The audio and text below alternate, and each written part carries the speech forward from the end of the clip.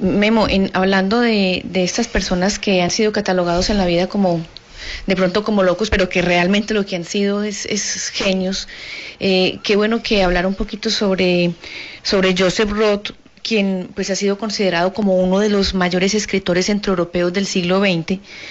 Y también como aquellos escritores que hicieron parte de la literatura del exilio provocado por el nazismo.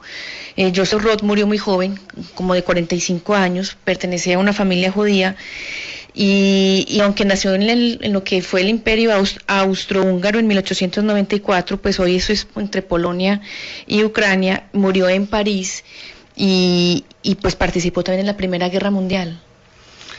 Sí, el caso de Joseph Roth, como parte de estos genios que ha dado la humanidad, es un caso de un escritor muy trágico, pero al mismo tiempo muy hermoso.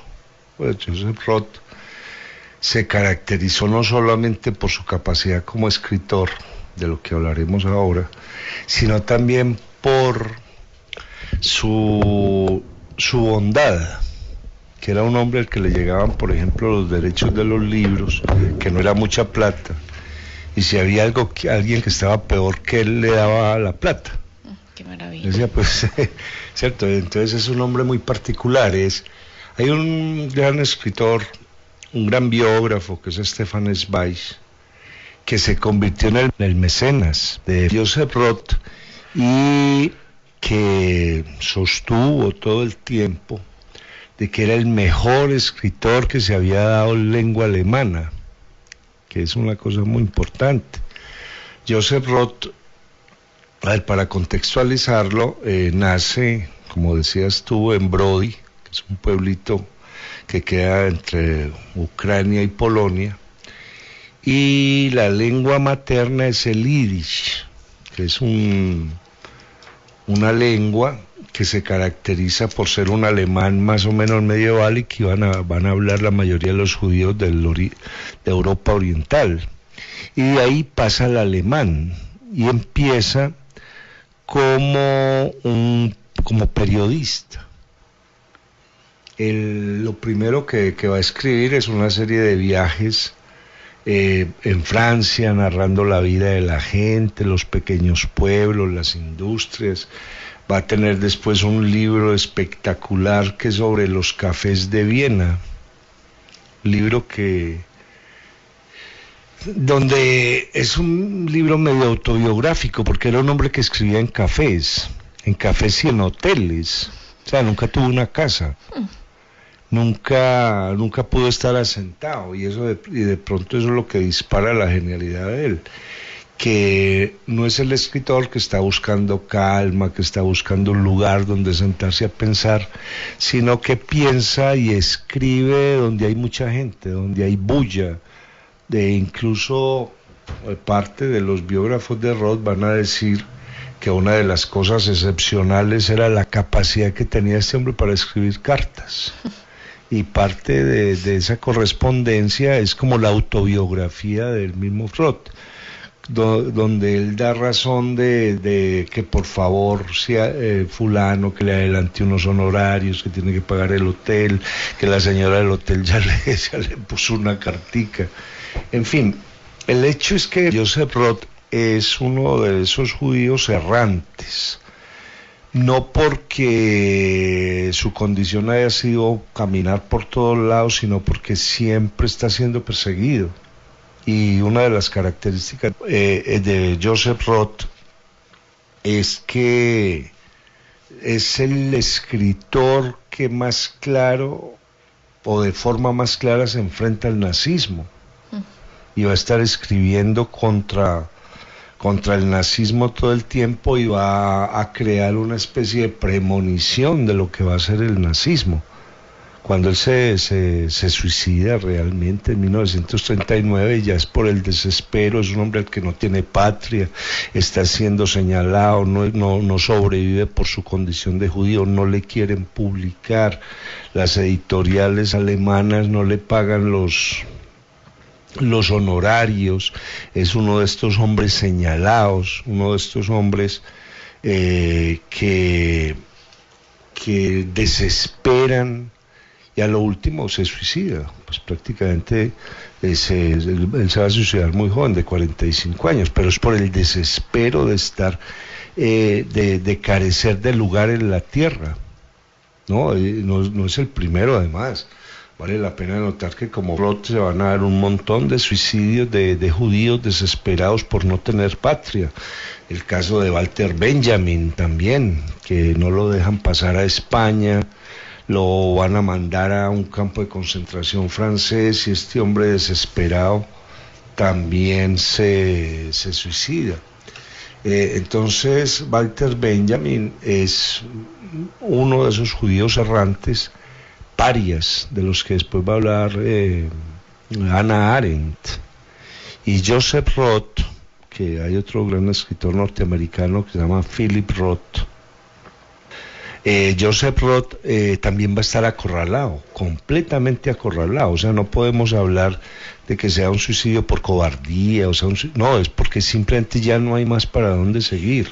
Incluso hay una frase de Joseph Roth muy fuerte, que cuando aparecen las leyes de Nuremberg en Alemania, las leyes racistas de Nuremberg en 1933, él dice, bueno, ya hasta acá, hasta aquí llegamos, o sea, nos tenemos que ir, van a empezar a quemar nuestros libros y después nos van a quemar a nosotros, y hay que tratar de salir. Buscan, por ejemplo, Joseph Roth, y eso es lo grandioso de Joseph Roth. Lo grandioso de Joseph Roth es que es un hombre que logra escribir bajo unas tensiones muy fuertes. Por ejemplo, nunca le validan el pasaporte. O sea que nadie responde por él, lo dejan sin patria. Muchos de estos escritores buscaron salida por la Embajada de Portugal y no pudieron, por la Embajada de los Estados Unidos y nunca pudieron.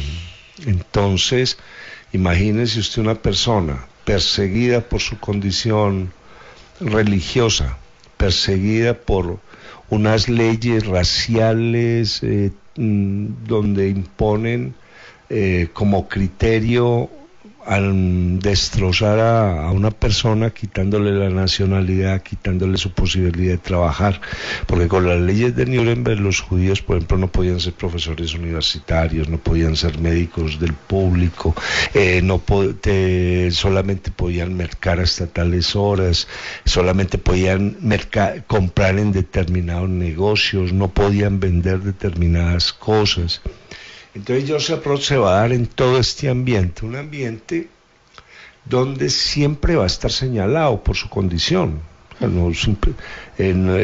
a ser muy difícil que le reconozcan la obra. Por eso Stefan Zweig, que es un gran escritor judío, también un gran biógrafo, va a decir, pues yo le voy a ayudar. Claro que no es una gran ayuda, porque todos, en ese momento se está sucediendo una cosa muy particular, y es que los escritores se ayudan entre ellos. Al que le va muy bien le ayuda al que le va muy mal, y hay una especie de, digamos, de grupo, hay una especie de congregación literaria donde los que tienen dinero les ayudan a los que no tienen dinero. Y por eso el mismo Roth, cuando le llega la plata de esos libros, le ayuda a otros que están mal, sin importarle si es bueno o malo, usted simplemente está mal. Entonces se da el caso de este hombre huyendo, que escribe además un libro tremendo, que se llama Los judíos errantes, que es una de las premoniciones más claras que se escribieron sobre lo que después sería la Shoah, o lo que llaman el Holocausto, de cómo se iba a presentar ese genocidio, y de cómo en ese genocidio iban a participar no solo los nazis, sino una gran mayoría de los europeos. Y eso es lo que él va a tratar de contar, pero todo esto lo hacen artículos periodísticos, ¿cierto? Él va a estar escribiendo todo lo que puede. ¿Y se los publican en alguna parte? Sí, muchos periódicos alemanes, y muchos periódicos alemanes judíos. Además, aquí hay una cosa que es muy interesante. Siempre se ha dicho que los alemanes han sido grandes lectores, no, son grandes compradores de libros. Los que eran grandes lectores eran los judíos de habla alemana, que leían grandes cantidades, y había una cantidad de periódicos muy grandes. Iba a hacer una denuncia en un libro que se llama La filial del infierno en la tierra, que es uno de los grandes análisis de lo que va a suceder, de lo que va a pasar con ese totalitarismo nazi, de lo que está pasando con el totalitarismo staliniano, el totalitarismo en Rusia. Él ya prevé la destrucción. Y aún así, y aquí es donde viene la genialidad de Roth, escribe novelas sin dolor, donde se hace un montón de preguntas. Es la gran novela de él, que es La Marcha Radetzky. Es una novela donde él prevé por qué se cae un imperio. Es la gran novela sobre el imperio austrohúngaro. Y un gran imperio se cae cuando las historias comienzan a ser mentiras, cuando la historia oficial es una mentira. Y eso es toda la historia de la Marcha Radetzky, de un hombre que salva al emperador, pero la historia cuenta otra cosa. Y va a decir que lo salvó poniéndole el pecho a las balas y todo. No, él simplemente le tiró encima y lo tumbó. Pero empiezan a cambiar la historia, y cuando él hace el reclamo, los del Estado le responden: no, es que tenemos que volver la historia más heroica para que los niños la entiendan, etcétera. Y ahí empieza la caída del imperio austrohúngaro, que va a ser importante. Yo creo que es bueno explicar qué es el imperio austrohúngaro. El imperio austrohúngaro tenía la capital en Viena. Era Austria, Hungría y los Balcanes.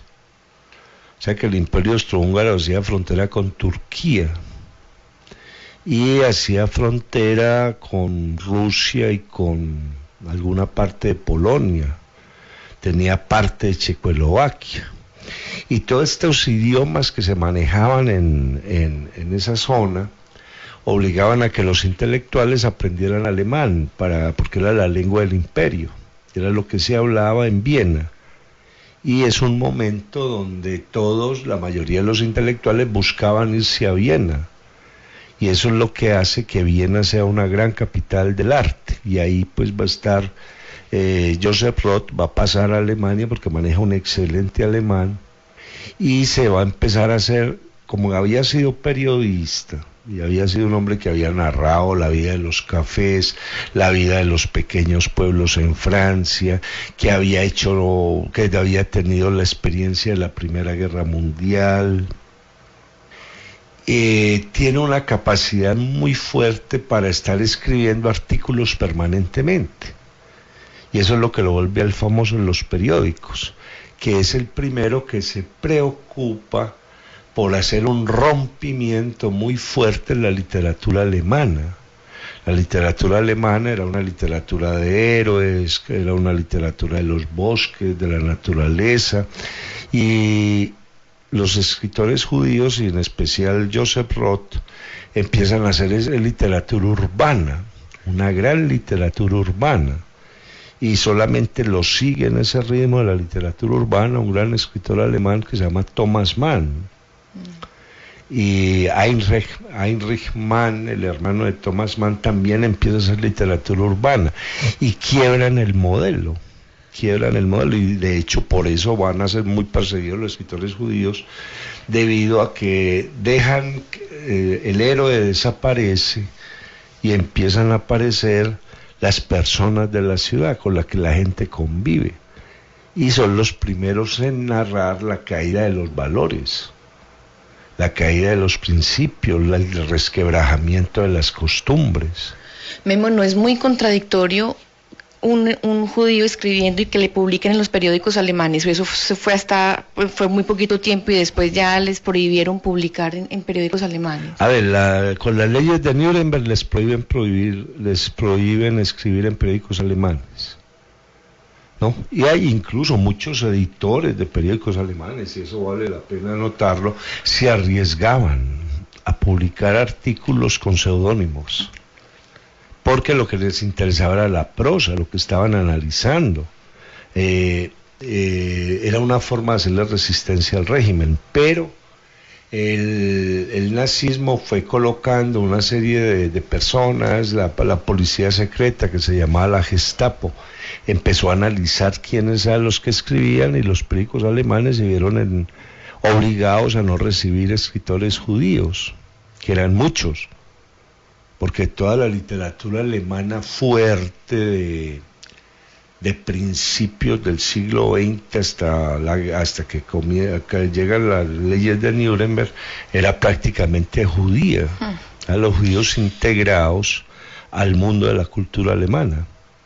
Eran, de hecho, pues aparecen grandes escritores como Leon Feuchtwanger, que escribe después una trilogía tremenda que comienza con una novela que se llama Exilio. Por eso Joseph Roth va a hacer tanto énfasis en el exilio. Él va a hablar de escritores desterrados y va a decir que son escritores muy distintos a escritores exilados, porque yo me puedo ir del país y escribir en otro país, pero establecer el escritor desterrado, el que no tiene un espacio para narrar, el que se tiene que inventar su propia patria, el que no tiene tierra, el que no tiene tierra, el que no tiene... Y eso crea, por ejemplo, grandes dramas en hombres como decíamos ahora, como Walter Benjamin, por ejemplo, grandes dramas en otro escritor judío que se llama Hermann Broch, que escribe una de las grandes novelas en alemán que se llama Los Sonámbulos, una trilogía muy fuerte. Va a aparecer otro escritor que escribe en alemán, pero que se tiene que refugiar en Inglaterra, que es Elias Canetti. O sea, un montón de gente sin patria. Y lo que hace Roth es analizar qué significa estar sin patria, qué significa estar perseguido y qué significa no perder de alguna forma la esperanza. El problema del desespero en los últimos momentos de Roth es que no tiene cómo vivir, no hay forma de vivir. Hay que tener en cuenta, como escribe Leon Feuchtwanger, en Exilio, ver París, un montón de gente vendiendo postales en las calles, vendiendo ropa vieja, y resulta que el que vendía ropa vieja era un gran psicoanalista en Viena. ¿Qué sucede ahí?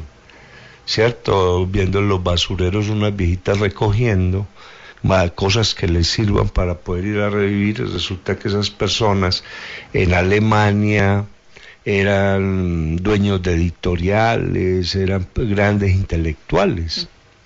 Entonces la condición es muy brutal, porque simplemente un médico, por ser judío, no lo dejan ejercer, en Francia no pueden ejercer porque no tienen permiso de trabajo, y este hombre tiene que salir a vender velas a la calle. ¿No? Por eso muchos pensaron en un momento dado en la última solución que crea el desespero, a pesar de que éticamente eso no es correcto. El mismo Freud ya había pensado matarse con la familia en Viena. Dijo, ya no hay más que hacer, es que no nos dan otra opción, no tengo espacio, y se lo logran llevar a Londres, a Inglaterra. Entonces Roth va a estar caminándose todos esos espacios, por eso es que él vive en hoteles donde le alquilan la piececita más oscura, la más escondida, por si llega la policía, revisando quiénes son los que viven ahí, escribiendo por todas partes, para todos los posibles periódicos, a ver quién le publica algo, enviando cartas donde él dice, si me pueden mandar unos marcos que no tengo cómo pagar, y aún así escribe novelas, por ejemplo, como El Hotel Savoy, que es una de las grandes novelas que se han escrito en lengua alemana, novelas como La Noche en 1002, novelas como El Santo Bebedor, El Santo Bebedor, que es una de las historias más fuertes que se han escrito en alemán y que admite todo tipo de análisis. Pareciera que mientras más duras son las condiciones de vida, eso como que genera las posibilidades de escribir mejor. Claro, es que ahí es donde viene el asunto. Cuando Roth, por ejemplo, escribe un pequeño libro, porque los libros de él no van a ser muy grandes, excepción hecha de la marcha de Radetzky, escribe un pequeño libro que se llama Job, que es la historia de un viejo judío que se lo llevan a vivir a los Estados Unidos. Y cómo este hombre al que lo han trasplantado encuentra que en los Estados Unidos pues no hay razón para vivir, porque si no tiene con quién hablar. El hijo lo deja en el apartamento, el hijo se va a trabajar, no puede estar hablando con él.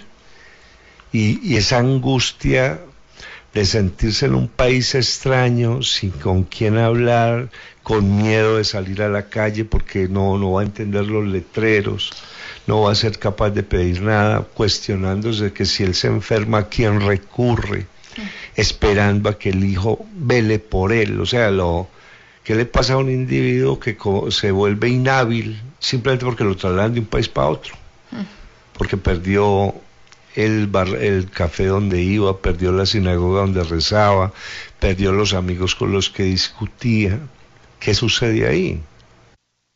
Entonces, esa es la grandeza de Joseph Roth, que siempre va a estar preguntándose, a ver, ¿por qué se desmorona un ser humano? ¿Y cómo son capaces de desmoronarlo?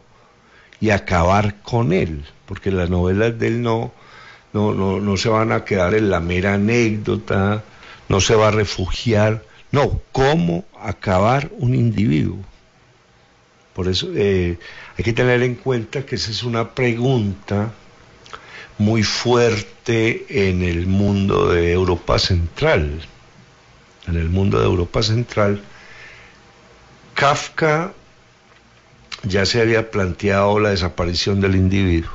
Entonces solamente quedaban las condiciones, las situaciones, pero el individuo desaparece. Elías Canetti, en un libro que se llama Auto de Fe, ya había quemado todos los libros, ¿verdad? De nada sirvió que tener libros y tener cultura y resolver todos los hechos del hombre para que no cometiera errores, porque seguimos cometiendo los mismos errores. Todos van planteando cosas por el estilo.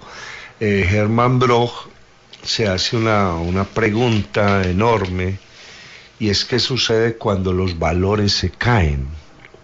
Pero hay una mezcla de Canetti, de Kafka, de un escritor polaco que murió en un campo de concentración que se llama Bruno Schulz, que escribe es mucho más absurdo que Kafka, previendo lo que estaba sucediendo. Todos esos personajes están en Joseph Roth, a pesar de que Joseph Roth seguramente no leyó a Canetti, tal vez miró algunas cosas de Hermann Broch, porque como dice él en los artículos y en las cartas que envía, el problema era que los amigos le mandaban los libros y no tenía dónde ponerlos, porque como vivía en sitios tan chiquitos, entonces él decía, ¿y ahora qué hago con este paquete?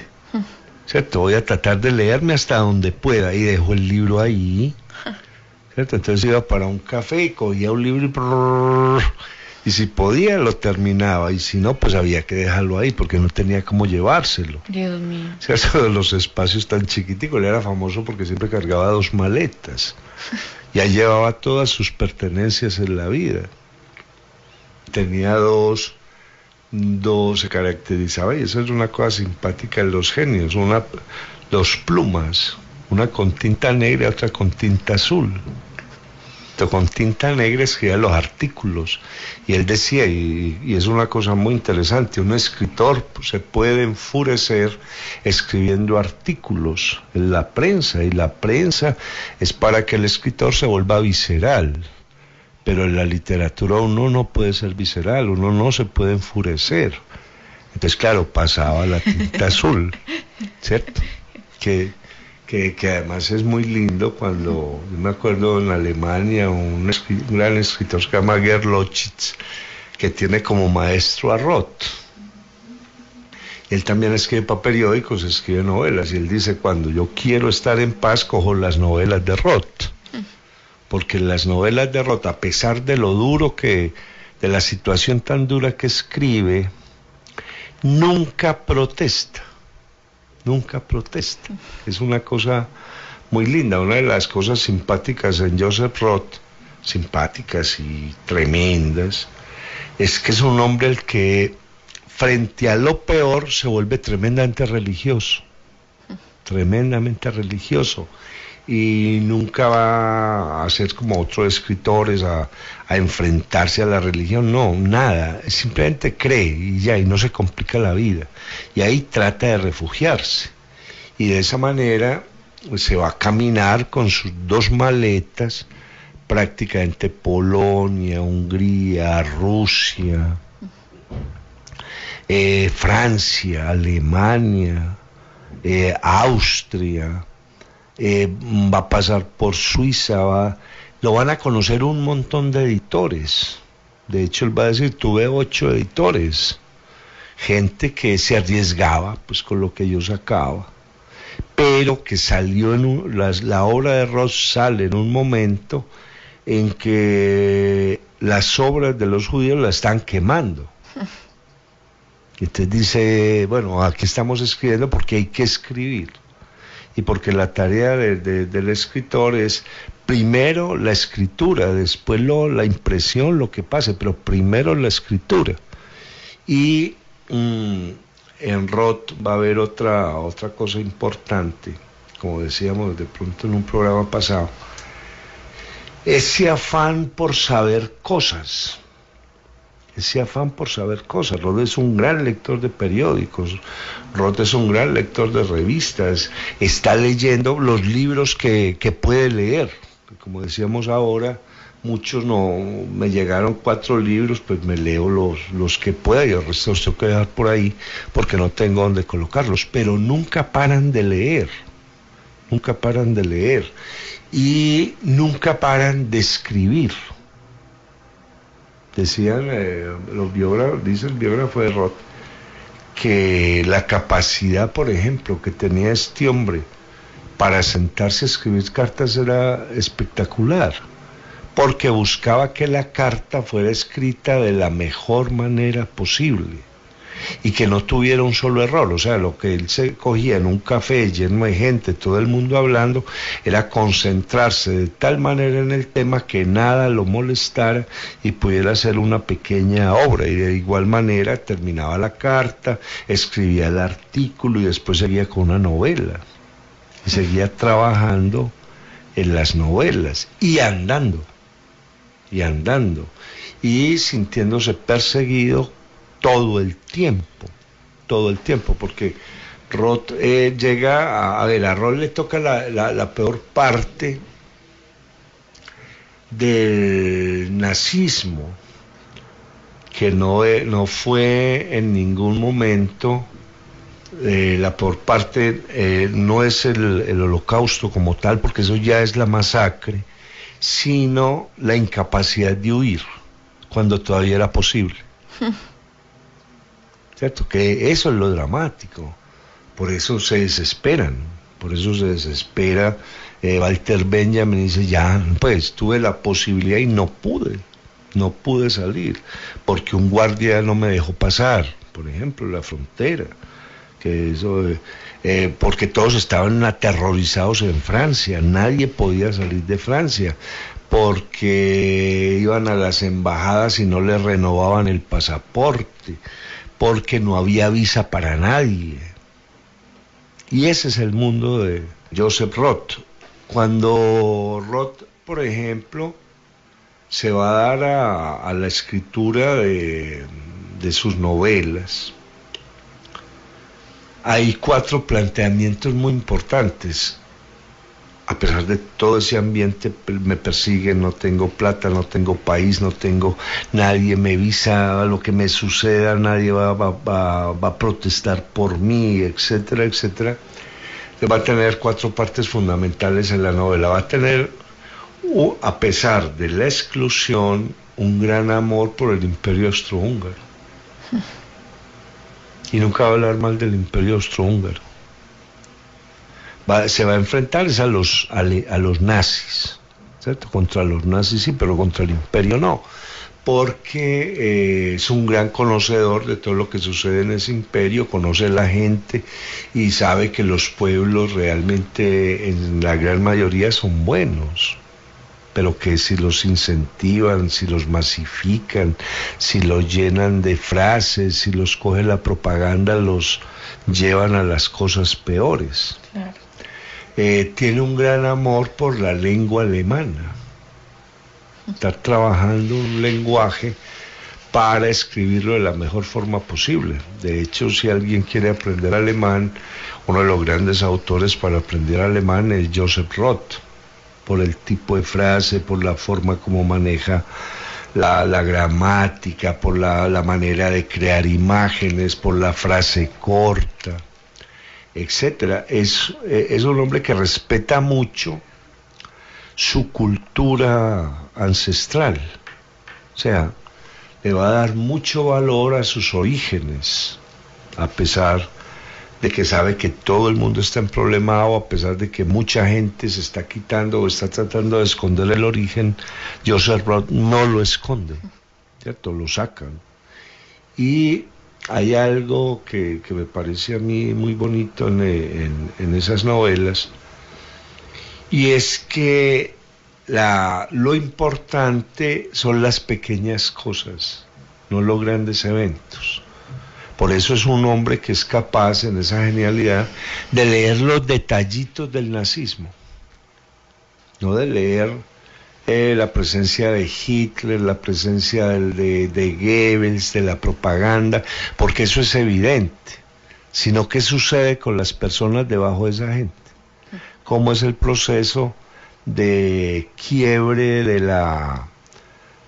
de cosas como la bondad, de cosas como la solidaridad, de elementos como la hospitalidad. ¿Por qué se puede quebrar eso? Después va a llegar otro escritor que se llama Erich Hackel, y se va a dar cuenta que en los pequeños detalles es donde anida la peor crueldad, y eso lo toma desde Roth. Es el pequeño detalle, ahí es donde está el veneno, donde está lo peor. Y lo que hace Roth es tratar de mirar todos esos pequeños acontecimientos que si se juntan por ley de caos, producirán algo pues que hoy en día se llama el fracaso de la razón, cuando se da el caso de Auschwitz. Roth también va a ser muy importante, y va a ser tenido como genio por eso, por la memoria que tiene. Es una memoria histórica impresionante. Roth se sabe todas las historias del centro de Europa, conoce de música, sabe de literatura, sabe de filosofía, sabe de religión. Es alguien que entiende, por ejemplo, muy bien el mundo católico. Por ejemplo, en la marcha de Radetzky, en donde los judíos solamente aparecen por ahí, alguien que tiene un negocito nomás, ningún personaje es judío, es todo el mundo católico austriaco. Y cómo funciona ese mundo católico, en qué creen los católicos, cómo se desarrolla la moral católica, por ejemplo.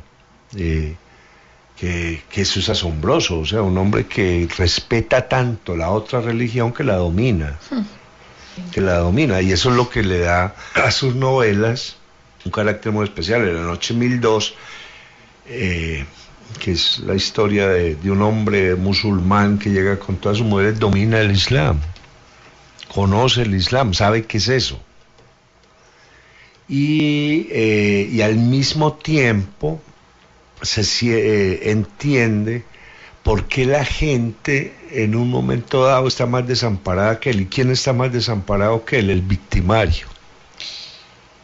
Y esa es otra cosa que él se plantea. Ese victimario que no tiene más opción sino destruir, porque ese victimario ya está destruido. Ya está destruido. Entonces sí, eso da un escritor genio, escribe en las peores condiciones, escribe sin odio. Solamente los artículos periodísticos son los que son muy fuertes, pero está denunciando, no está odiando. ¿Cómo logran no tener resentimiento para escribir? Y hay que ver hoy en día que, digamos, las condiciones no han sido tan difíciles como las que les tocó vivir a ellos y tanta gente escribiendo con tanto resentimiento. Sí, esa es una muy buena pregunta. Porque el problema de la escritura que se escribe con resentimiento es cuando alguien no conoce la condición humana. Pero si un buen escritor conoce la condición humana, se mete en la condición humana. ¿Por qué somos así? ¿Por qué logramos hacer lo que hacemos? ¿Por qué en un momento dado nos enceguecemos? ¿Por qué no aceptamos al otro como alguien que puede tener razón?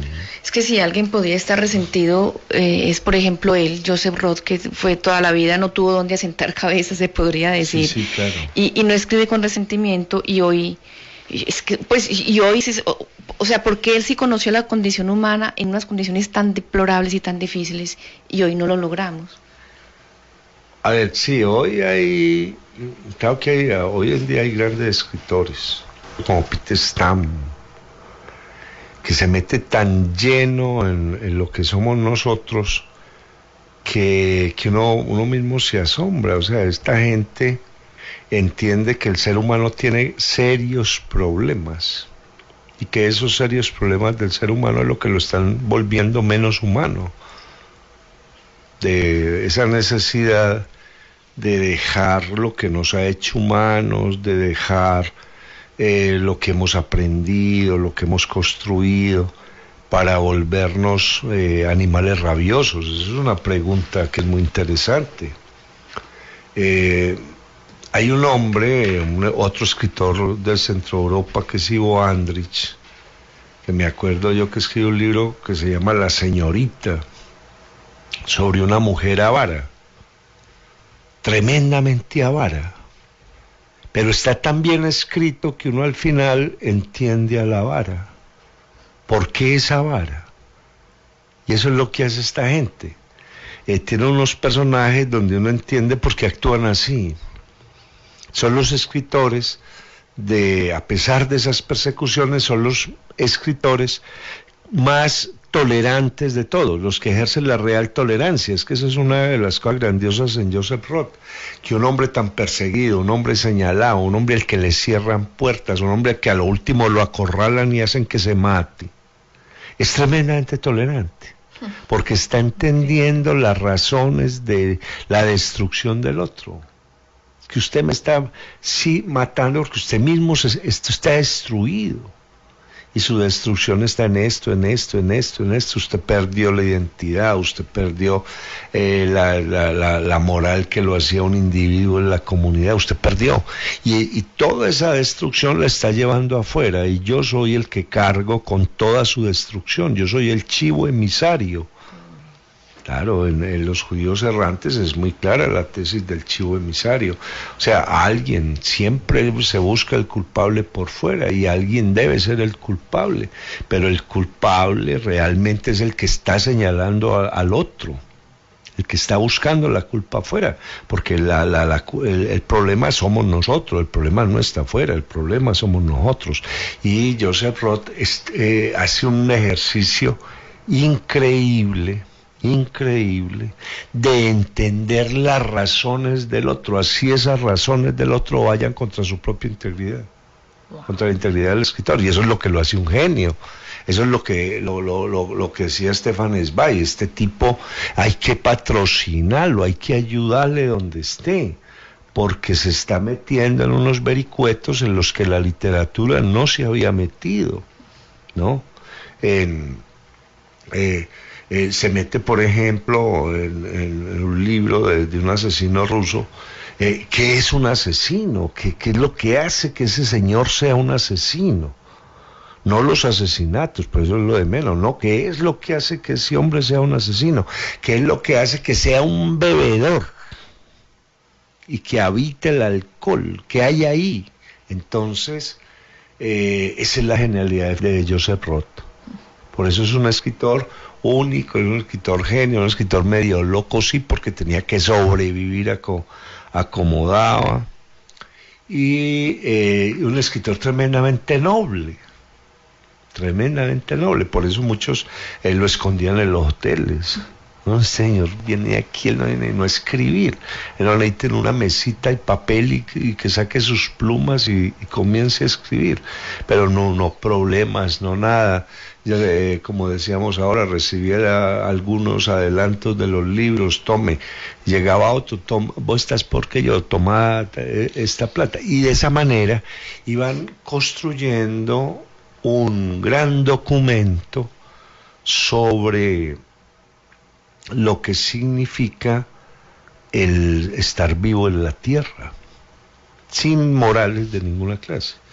O sea, no lo voy a señalar a usted por malo ni por bueno, simplemente se van dando unos acontecimientos, unos pequeños acontecimientos, y cómo el ser humano se desmorona, se vuelve cruel, se vuelve duro, cómo acorrala al otro, cómo señala al otro, y esa es la grandeza de Joseph Roth. Por eso, ¿no? Para entender, por ejemplo, lo que fue la condición del escritor judío entre la Primera Guerra Mundial y la Segunda, el documento más grande lo deja Joseph Roth, sobre todo en las cartas, y eso que se perdieron cualquier cantidad de cartas, porque este hombre escribía cartas por montones.